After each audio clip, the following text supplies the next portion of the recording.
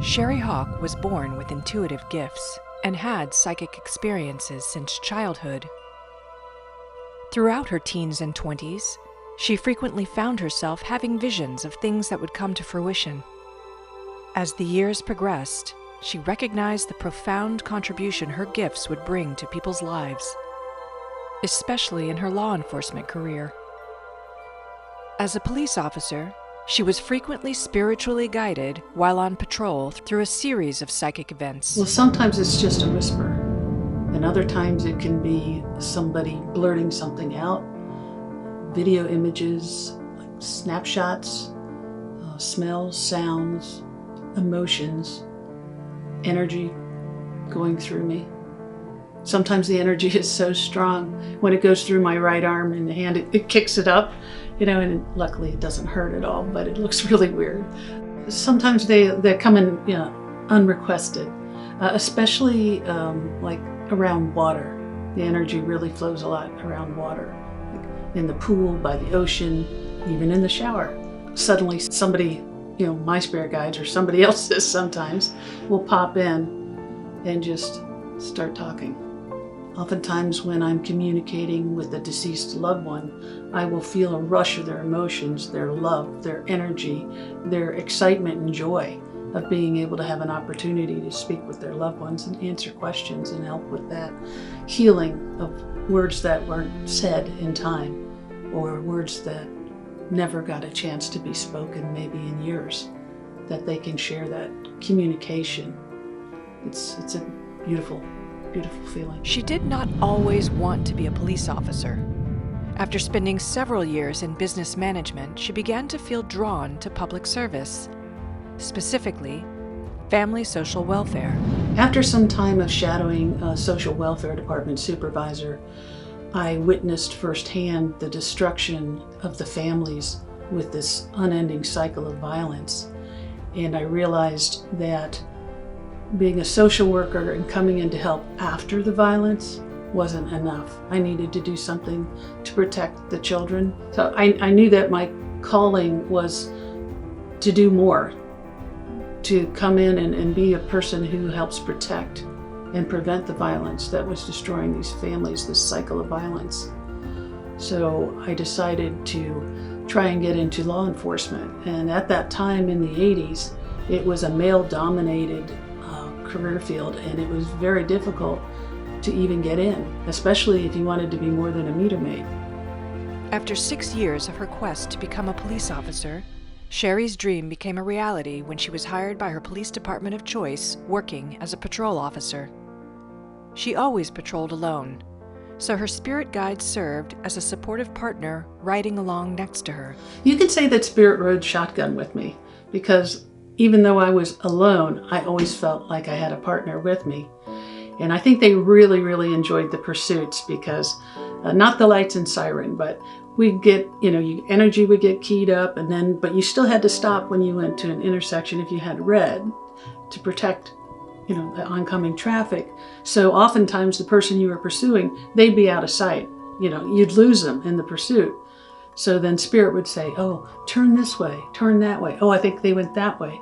And more times than not, Spirit would lead me directly to the bad guy. Also, Spirit was really helpful with investigations and suspect interviews.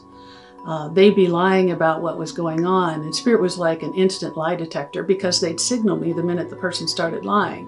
And then they'd start showing me a little video in my head of their exact details of their crime. So I'd say, wait a minute, I think that this happened like this, and then you did this, and the suspect's jaw would just drop open, because I was literally showing them exactly what they did. And it was great because it led to a lot of closed cases and confessions. The partnership with Sheri and her spirit guides would prove to be paramount when facing dangerous situations. I remember back when I was a rookie, Spirit really helped save the life of a veteran officer who begrudgingly came to back me up. I was doing a felony warrant arrest at a sleazy, criminal-infested motel, and it was so old, on the second story they still had the old iron railings that come off. So we approached it. I stood in a defensive stance off to the side of the hotel door, And the veteran officer stood directly in front of it and started knocking on the door. And all of a sudden, Spirit said, "He's going to throw him over the balcony." Sure enough, the door flew open and the suspect comes out and he goes, "You're going over," and lunges toward the veteran officer. And as he did that, it was like some kind of fight scene from a movie. I grabbed his arm, spun him around, pinned him against the wall, and started to handcuff him. Meanwhile, the veteran officer just standing there in shock. And that is the absolute truth. The psychic alert had prevented what could have been a life-threatening altercation for Sheri and her backup, and it was the beginning of understanding how her psychic gifts could guide her to protect and serve. She continued to receive urgent warnings and guidance, video imagery, and even connecting with the deceased on police calls. Her most meaningful use of her psychic communication was in comforting distraught families. Definitely the DOA, or deceased person runs, was where I felt my gift enabled me to have the most impact with the families. Officers hated these runs because you had to stay there the entire time, filling out the death report and waiting for the coroner to release the body.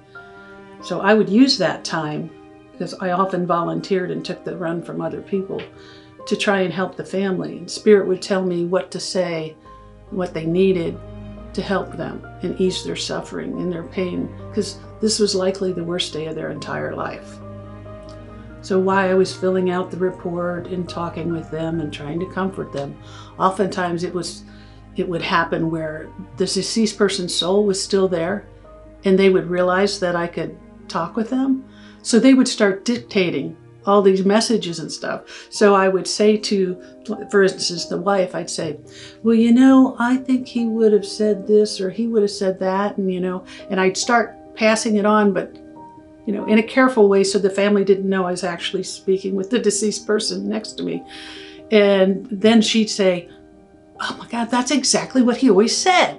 And then I'd hear the Spirit give this little chuckle, and then he'd go on saying whatever the rest of his message was.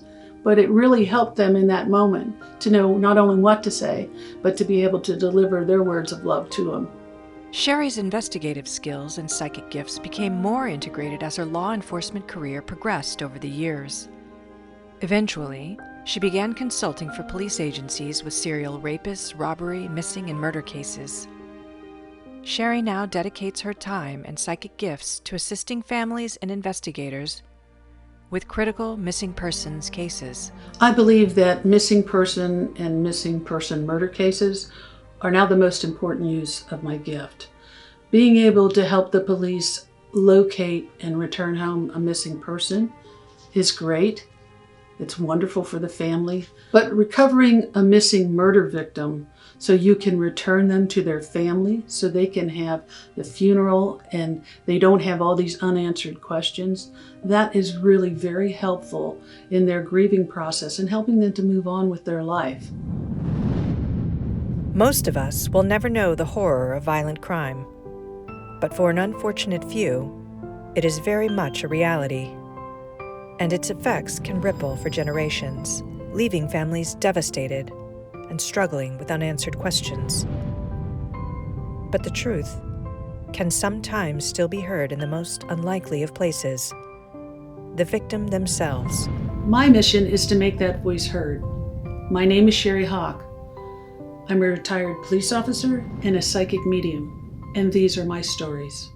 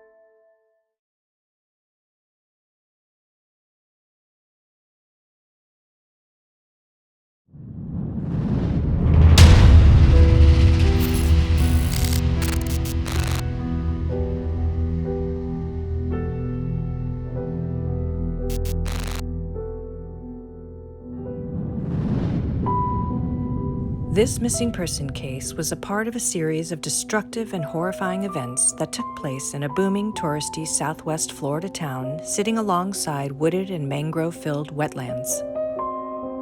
A painful night for Southwest Florida family. Their loved one is missing. We're continuing to ask the Police Department for answers following a large police presence yesterday. It all happened outside On Monday morning, in the police area say of suddenly Southeast First disappeared Street on and her way to Southeast work. 13th Just Avenue. hours later, police say they responded to a suspicious death investigation Across the at a neighborhood, many neighbors stood outside asking. We do know police have recovered a body while searching this with area. her co-workers. Tonight they put this on this sign right behind me saying, "Come home safely."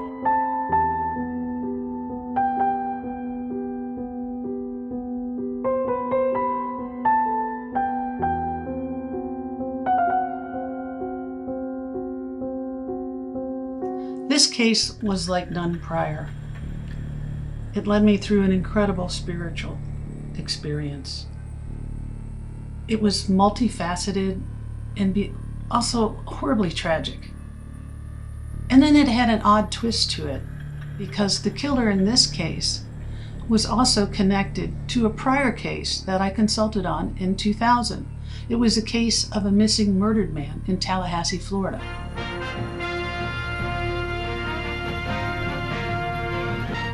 Police Department for answers following a large police presence yesterday. It all happened outside of The a home timeline in of the tragic area of events Southeast began on First October Street and 7th, Southeast 13th 2019, with the midday news breaking the story. In the heart of the city, the local police had been trying to locate a reportedly missing endangered 35-year-old waitress who had not been heard from, nor had she shown up for work at a local popular sports restaurant. The news then revealed that police had found the woman we will identify as Sue, deceased in her home. They did not disclose the cause of death, but asked the public to be on the lookout for Sue's missing car, a black Nissan Versa. Just prior to Sue's gruesome discovery, the police were also notified by a staff at the local Moose Lodge who had become concerned when one of their beloved employees, we'll identify as Anne, had also not shown up for her 10 a.m. bartending shift. Because she had never missed a day of work, a co-worker called her family. Anne's son told them that she was last seen at 9:30 a.m. leaving her fiancé's home for work, a 15-minute walk she regularly made only blocks away from the Moose Lodge. These two investigations began on the same day, and it completely blindsided the police department. By the evening news, they were reporting on yet another missing woman. The police reported that the 43-year-old woman's purse was found near her work, but she was nowhere to be found. And by that evening, the news was reporting that the police were asking for anyone with any information on another missing endangered woman to please contact them. And then they showed me the photo of the woman. I knew her. She was the sweet and funny bartender at the local Moose Lodge where I was a member. We regularly talked and joked. When I saw her photo, I felt heartbreak. I immediately started a chain of prayers for Anne and her family, but the waves of worry and doom continued all through the night. Once the missing endangered case became personal for Sheri, it became her urgent mission to help find Anne. Because she began to fear the worst for Anne and did not want her emotions to distort her psychic information, Sheri immediately reached out to her gifted psychic mentor and long-term friend, Tina Michelle, to help maintain an objective and discerning psychic perspective. I have psychically worked on more than 24 cases of missing persons and murders, so I'm very familiar with the difficulties and frustrations as well as the heartbreak of the families. Sometimes I find that my years of experience in police and investigation can contradict what I'm receiving psychically, especially if it becomes personal, because then my personal feelings become intertwined with the psychic information I'm receiving.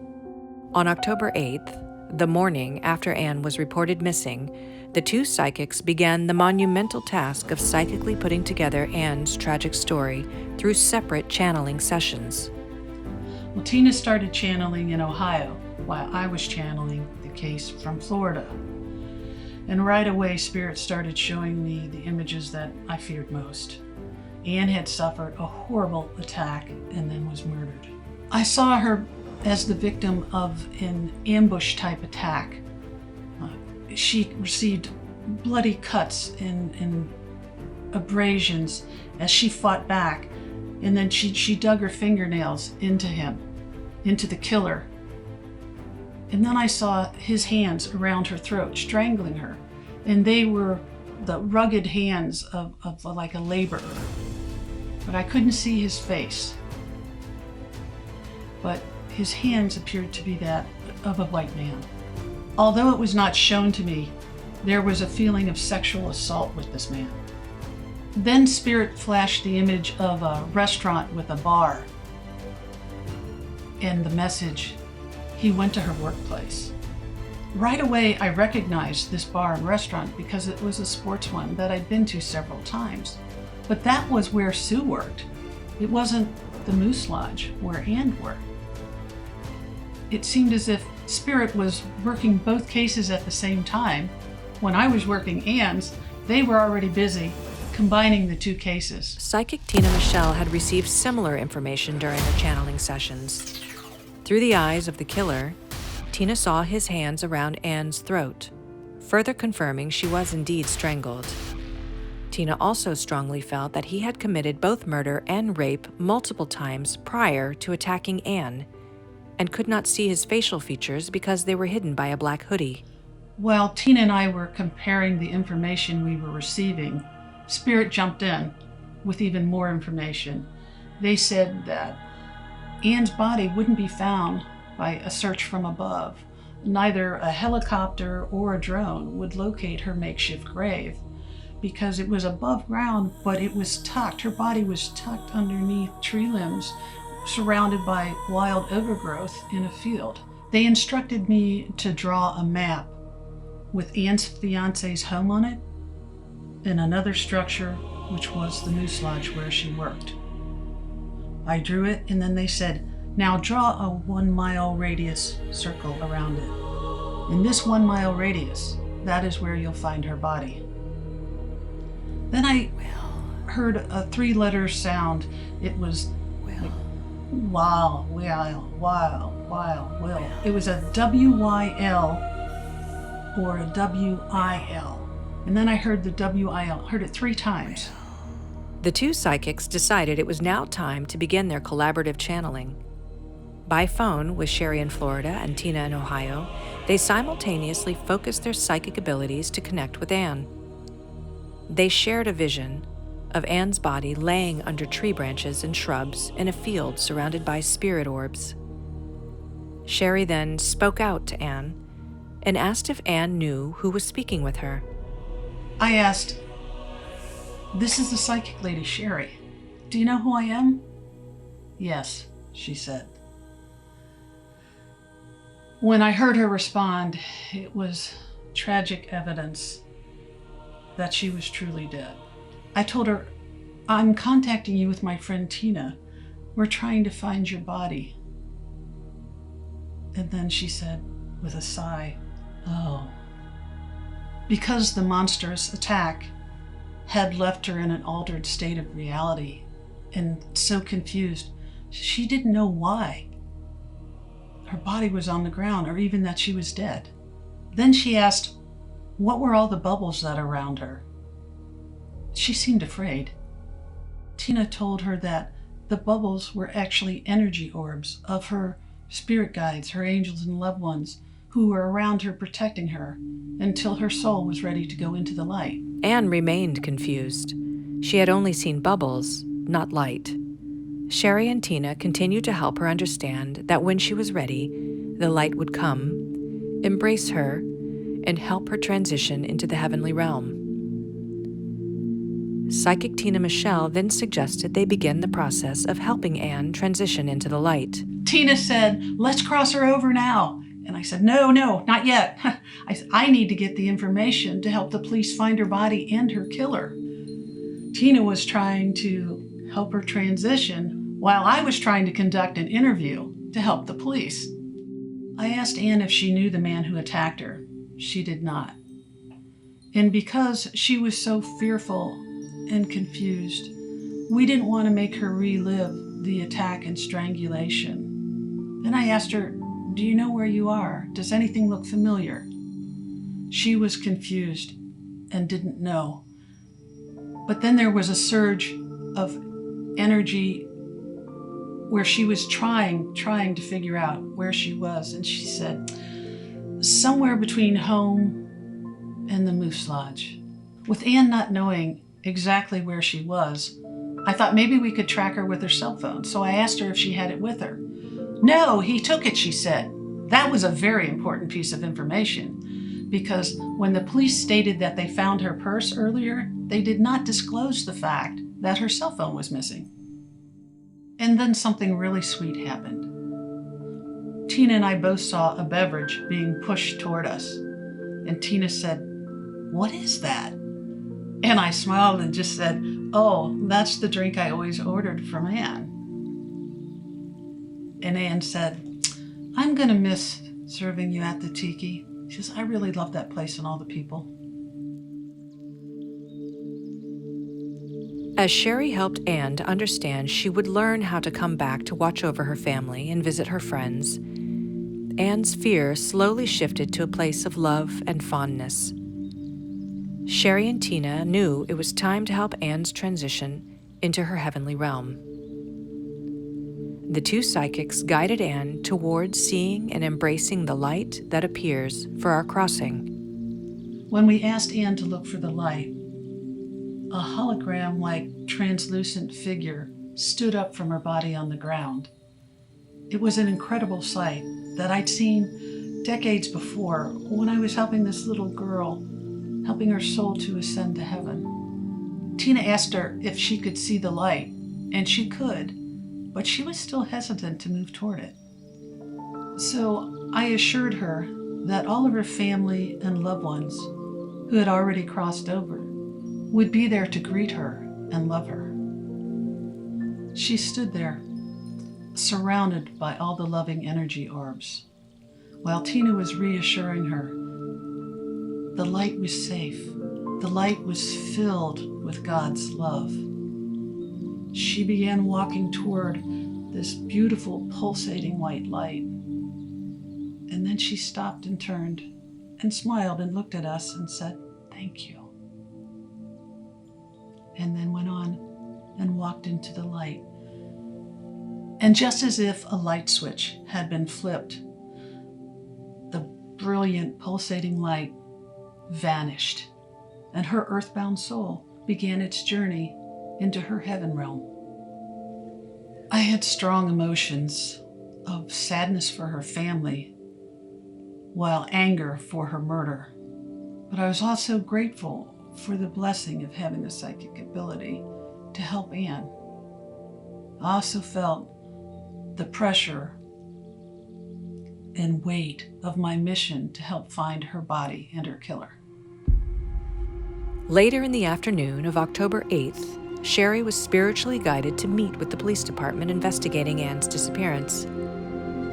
She drove to the Moose Lodge where Ann worked and saw a police officer in his cruiser across the street. Being given permission to approach him, she identified herself with her badge and ID. She advised the officer that she had been psychically working cases for years while on the police force and had continued after retirement.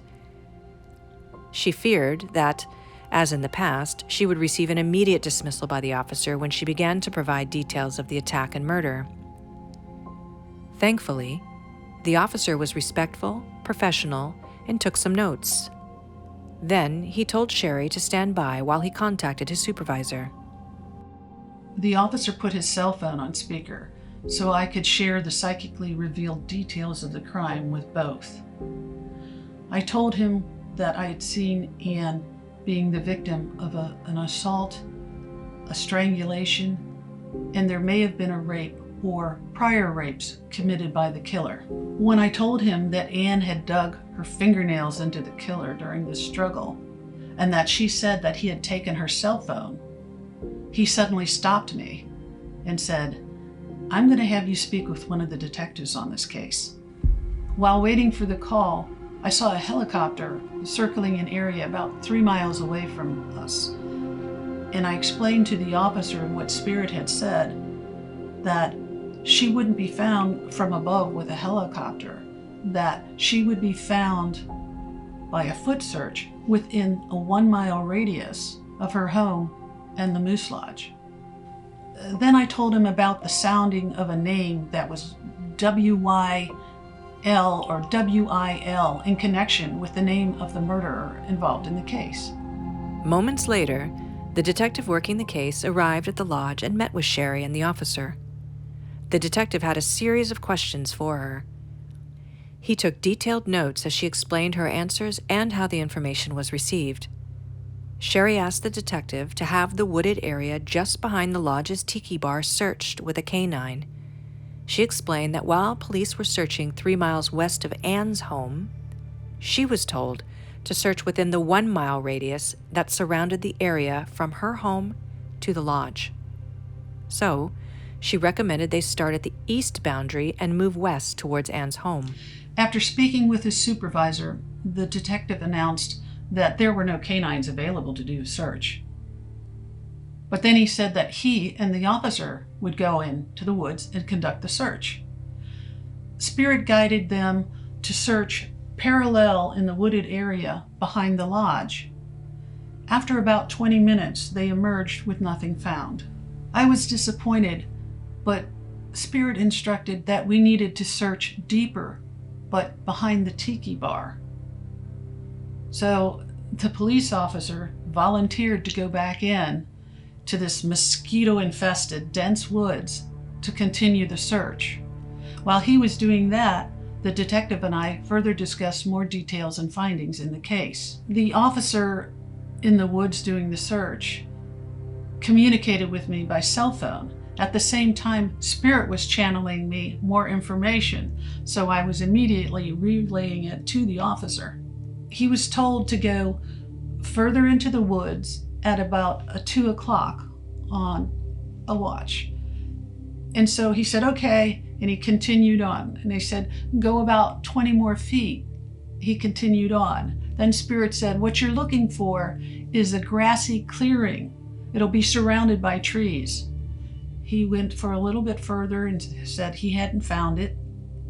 And then Spirit said, go another 30 feet. Go another 30 feet and stay at that 2 o'clock angle. He did. And all of a sudden I heard, I found the clearing. And then Spirit said, look underneath the limbs of the trees, all around the clearing of the field. Check underneath the tree limbs. And he did. Nothing was found. And then he returned from the woods. I explained to the detective and the officer who had just completed the search that while Anne was confused about her exact location, she was definitely within that 1 mile radius, and that what Spirit was trying to do was show us that mirror image. This is the scene. This is what we need to look for. An open field surrounded by the palmettos and the pine trees and the overgrown shrubs, and that she would be tucked underneath, hidden from above. Then I shared with the lodge official Anne's request to have her picture framed and a candle lit for her, and he said he would. I also asked him not to share any of this information with anyone else, to keep it private, to protect her family. Anne is a bartender here and went missing on her way to work on Monday. She's also a mother of 2 kids who are both here tonight along with her fiance. Now the family tells me they're staying the following optimistic day, along with her the Moose coworkers. Lodge held a Tonight they candlelight put this vigil on to this pray for sign. Anne's safe return and for her family. The parking lot, fields, and street were lined with hundreds of cars. Anne's framed photo was displayed and illuminated by a candle. The intense media coverage of these 2 cases had begun to yield the information needed for police to start putting the pieces of this horrific puzzle together. Witness statements provided a suspect We do have a person of interest in and custody. unveiled the timeline of a series of horrid events that began on the morning of Monday, October 7th, and then continued throughout the day and into the night. The murderous rampage was like a wildfire through town. It began on the morning of October 7th when a woman called 911 reporting that her ex-boyfriend had punched her in the face several times and then tried to drag her by the hair into an unrecognized black Nissan Versa that he took off in.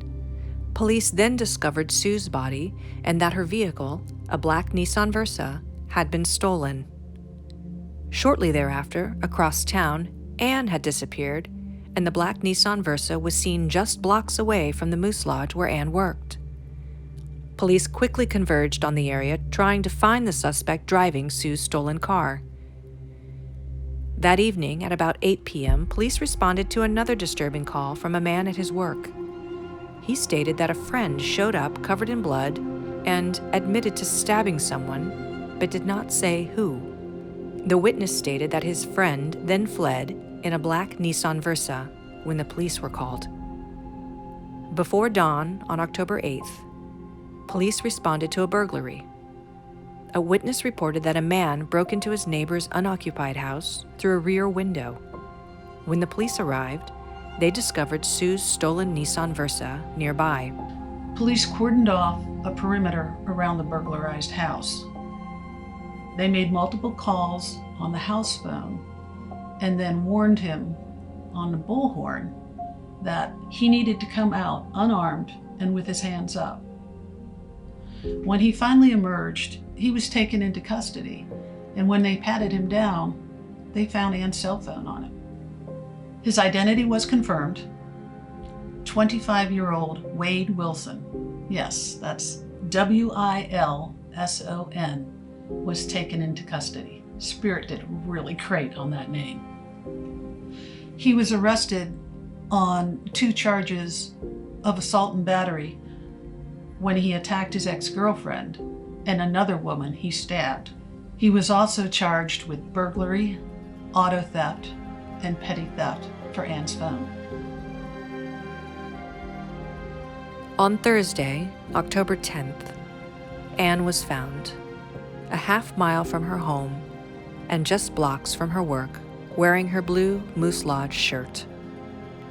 Her body was hidden under the limbs of trees and palmettos in an open field. Spirit sent visions of her recovery location were spot on. Hours later, the police announced that they had evidence connecting Sue's case to Anne's. They added that they had a person of interest in custody on other charges. The county coroner confirmed Anne's identity on October 12th, and that both Sue and Anne were strangled to death.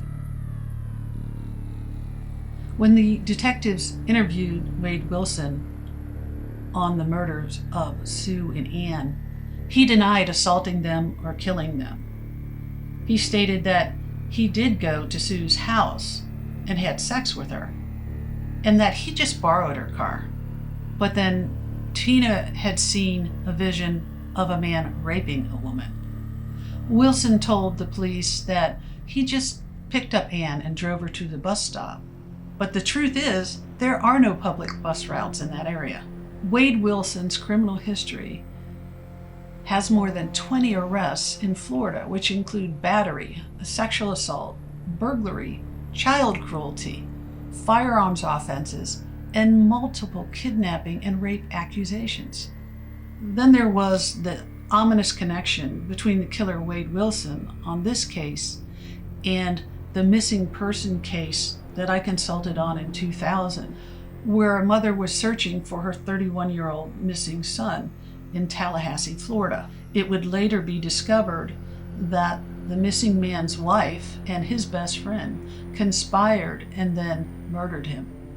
In 2005, the murderous couple married. In 2018, the missing Tallahassee man's case was reopened, and now the murderous couple turned on each other. During their trial, the prosecutor had Wade Wilson testify. It turns out he was the cellmate of the murdering best friend. Wade Wilson volunteered to be a hitman and killed the guy's wife. Wade Wilson declared his eagerness to kill, and then he continued the sinister, dark path which led him to the victims in our case. While in custody on October 14, 2019, Wilson called his ex-girlfriend and a family member. On the taped jailhouse phone line, he confessed that he killed 2 women by strangling them. When his ex-girlfriend asked why he killed them, Wilson replied that he just felt like it. Both witnesses reported his confessions to the police. A standing room only memorial service was held for Ann on October 27th. The Moose members presented the family with donations and a college fund for her young daughter. The state will seek the death penalty against Wade Wilson, the man accused of killing 2 women back in October. Now, court documents reveal both women were strangled and one of them also had other injuries. The Florida Attorney's Office charged Wilson with 2 counts of first-degree premeditated murder on November 19, 2019. They also announced that they would seek the death penalty. 6. The man accused of murdering 2 women in just tried to escape from jail, but Wade Wilson didn't get too far. A couple of County inmates have new charges this morning. The sheriff's office says they tried to escape from the County jail. Deputies say Wade Wilson and Joseph Katz. In October of 2020, Wade Wilson and his cellmate attempted to escape from jail and failed. He has unsuccessfully tried to have his charges dismissed, and the trial moved to another county. On October 18th of 2022, Wade Wilson will stand trial for the murder of these 2 women in 2019. I pray from this point on that people are safe from Wilson's psychopathic evil soul. Recently, Spirit guided me to connect with Ann and channel her message. So I asked a friend of mine to meet me at the Tiki Bar, because it's a good cover to have a friend there, a physical body sitting next to you, as they see me talking with Spirit and writing and receiving messages.